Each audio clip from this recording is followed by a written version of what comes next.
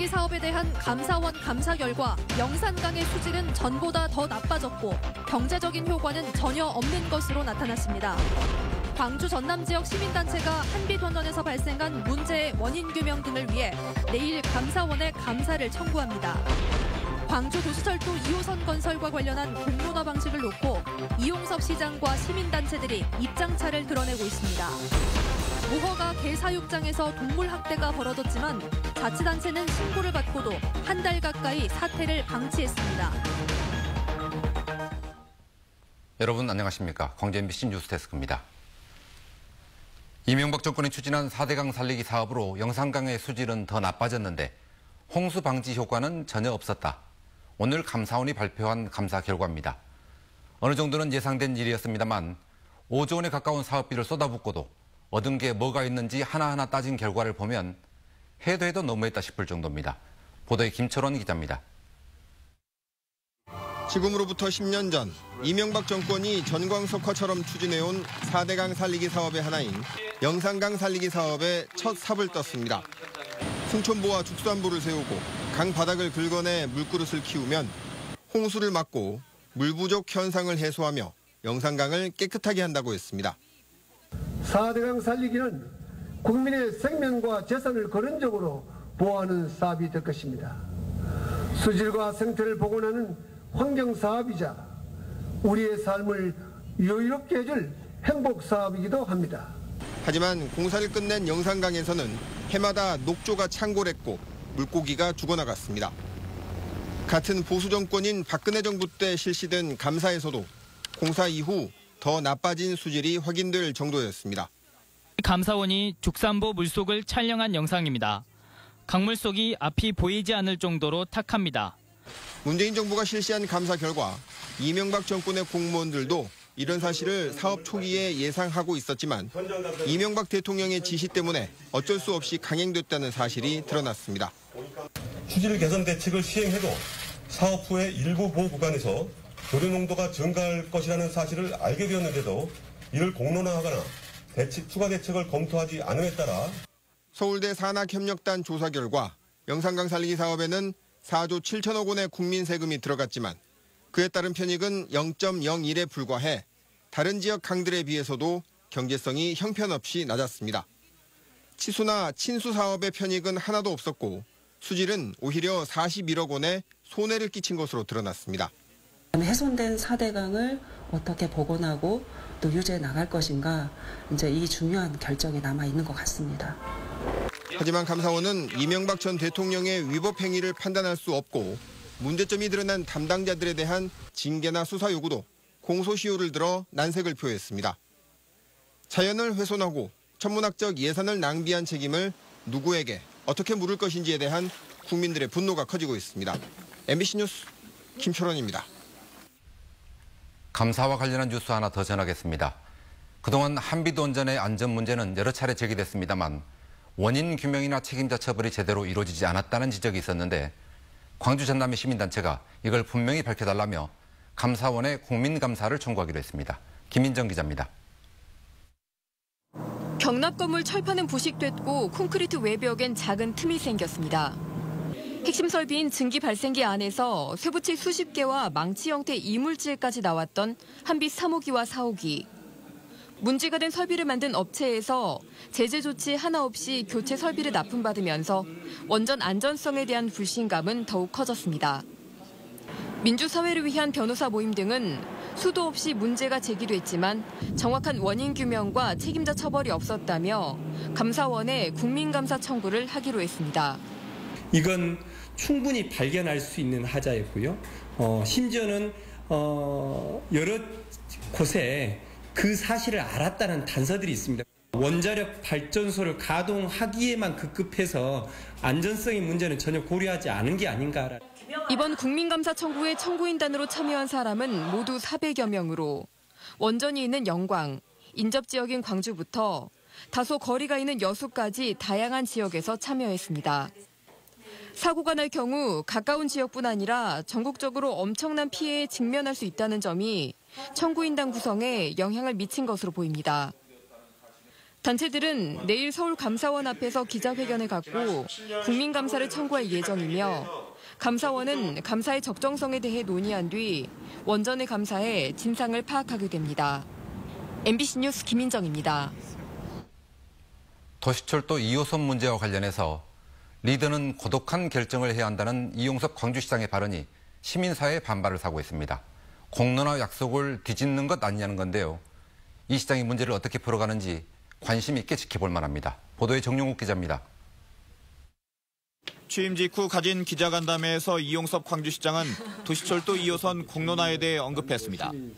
시민을 상대로 한 공론화를 2차례 정도 하겠지만 신고리 원전 공론화 때처럼 500명의 시민이 참여해 3개월간 진행되는 방식은 아니라는 겁니다. 시간과 비용이 너무 많이 든다는 이유였습니다. 500명을 뽑는다, 300명을 뽑는다. 그것도 이제 전문가 집단, 시민 집단, 교통 이쪽의 전문가 막 이렇게 이제 해야 되잖아요. 그렇게는 하는 것은 현실적으로 어려울 것 같아요. 그렇게 되면 금년 넘어갑니다. 시민사회단체들은 즉각 반발하며 대표자 회의를 소집했습니다. 이 시장이 후보 시절의 한 약속과 달라 뒤통수를 맞은 듯한 충격이라며 시간이 걸리더라도 신고리 원전과 같은 공론화를 요구했습니다. 찬성하는 전문가, 반대하는 전문가, 이 사람들의 충분한 논리, 근거를 가지고 시민들이 그걸 배워서 듣고 그 주제를 가지고 이제 심사숙고 토론을 하는 것이죠. 관건은 이 시장이 이를 수용할 거냐 하는 겁니다. 시민단체가 요구하는 수준의 공론화를 받아들일 경우 찬바람이 불기 전에 도시철도 2호선 문제를 매듭 짓겠다는 목표를 지키기 어려울 수도 있습니다. 또 이 시장이 리더는 적시에 외롭고 고독한 결정을 내려야 한다고 말한 것도 자신의 의지대로 강행하겠다는 뜻으로 읽히는 대목입니다. 여기에 518m 빛의 타워 역시 시민사회가 냉랭한 반응을 보이고 있어 공론화 여부나 방식을 놓고 갈등이 빚어질 여지가 커 보입니다. 공론화 문제가 민선 7기 이용섭 시장의 문제 해결 능력을 보여주는 첫 시험대가 될 것으로 보입니다. MBC 뉴스 정용욱입니다.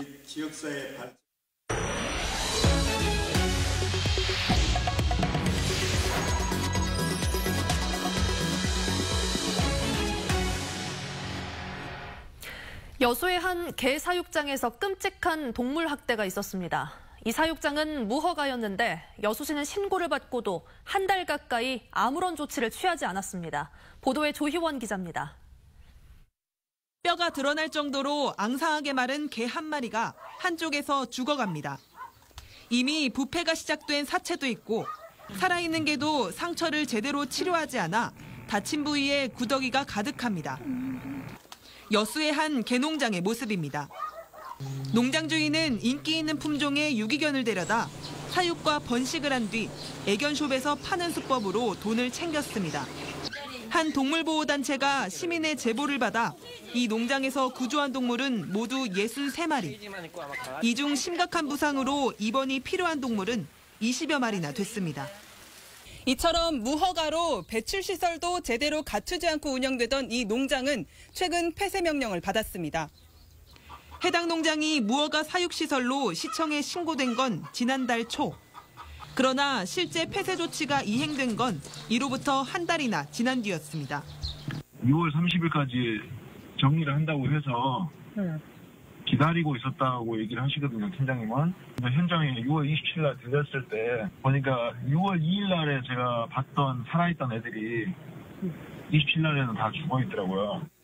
시청 두세 개 관련 부처 중 어느 한 부처도 적극적으로 나서지 않은 탓에 피해가 커졌다는 비판이 나옵니다. 여기에 유기동물 관련 인력과 예산이 부족해 시에서 운영하는 직영보호소가 수용할 수 있는 동물이 최대 60마리뿐인 것도 문제입니다. 당장 이번에 구조된 동물 대다수도 개인 자원봉사자와 동물보호단체가 사비를 들여 보살피고 있는 실정입니다. 강력한 과태료, 강력한 법안이 생겨야 되는데 그러니까 입양을 홍보할 수 있고 입양 교육을 할 수 있는 그런 센터에 대한 지원도 필요하고 해마다 반려동물은 늘어나지만 체계적인 관리를 위한 법 제정과 인식 부족으로 앞으로도 이 같은 문제는 더 늘어날 것으로 보입니다. MBC 뉴스 조희원입니다. 조선업 침체로 도산 위기에 몰린 대불산단의 중소협력업체들이 자구책을 찾아 나서고 있습니다. 직접 소형 선박을 만들거나 개조 사업을 통해 활로를 모색하고 있습니다. 문현철 기자의 보도입니다. 한낮인데도 대불산단은 정상 조업하는 공장을 찾아보기 힘들 정도로 썰렁한 분위기입니다. 수년째 계속된 조선업 불황으로 일감이 크게 줄어들었고 인건비 상승과 납품가 하락 등 이중고로 휴 폐업하는 공장들이 속출하고 있는 실정. 이 같은 난관을 타개하기 위해 일부 업체들이 수년 전부터 직접 중소형 선박을 짓는 사업에 뛰어들고 있습니다. 수천 톤급 연안 유조선과 화물선, 심지어 해외에서 수주한 특수 선박까지 만들고 있습니다. 시설이라든가 장비, 그다음에 그 인력, 기술 이런 쪽으로 봤을 때 충분히 중소형 선박, 예를 들어서 3,000톤에서 15,000톤까지 건조할 수 있는 그런 능력들을 다 갖추고 있는 기업들이 여러 개의 기업들이 지금 입주해 있습니다. 아직 걸음마 담긴 선박 건조 사업의 걸림돌은 대불산단에 배를 최종 조립하고 바다에 띄울 공간과 시설이 없다는 것. 업체들이 이 때문에 플로팅 도크 방식의 공동 진수장 건립을 정부에 요구하고 있습니다. 광양이라든지 거기까지 가가지고 가서 지금 배를 진수하고 그렇게 하는데 지금 그런 온갖 측면에서 많이 올라가기 때문에 수주하기도 힘들고 그러니까. 다른 대불산단 협력업체들도 이미 한계에 도달한 단순 블럭 조립에서 탈피해 고부가가치 사업으로 눈을 돌리고 있습니다. 국내에선 불모지나 다름없는 알루미늄 선박 건조를 위한 조합을 결성했고 선박 개조 사업이란 틈새 시장도 열고 있습니다. MBC 뉴스 문현철입니다. 광주시가 민선 7기 시정의 최우선 시책인 지역경제 활성화와 일자리 창출을 위해 조직 개편을 추진합니다. 광주시는 경제부 시장을 문화와 경제를 전담하는 문화경제부 시장으로 일자리 경제국을 일자리 경제실로 변경하고 일자리 추진을 전담할 일자리 노동정책관을 신설했습니다. 전라남도도 일자리 정책에 무게를 두고 일자리 정책본부 등을 신설하는 조직 개편을 추진합니다. 민주평화당은 대변인 논평을 통해 5.18 진상규명을 위해 조사위원 위촉에 적극 나서라고 여야 정당에 촉구했습니다. 평화당은 5.18 진상규명 특별법 시행이 70여일 앞으로 다가왔지만 평화당을 제외한 어떤 정당도 조사위원을 추천하지 않고 있어서 조사관 채용과 사무처 마련 등의 후속 절차들이 잇따라 지연되고 있다며 이같이 요구했습니다.